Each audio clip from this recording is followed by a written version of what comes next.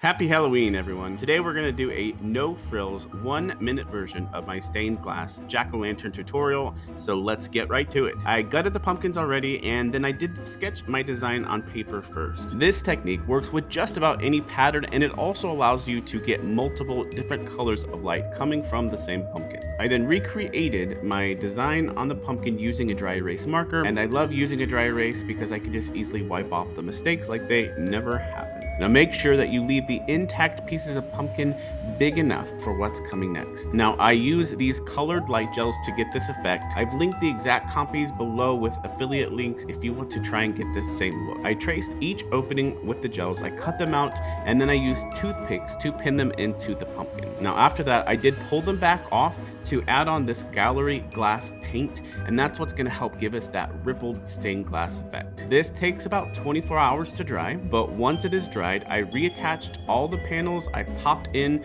these color changing LED pucks inside, and that's it. You can make them cute, you can make them spooky, but this technique will really level up your pumpkin carving techniques. What design would you make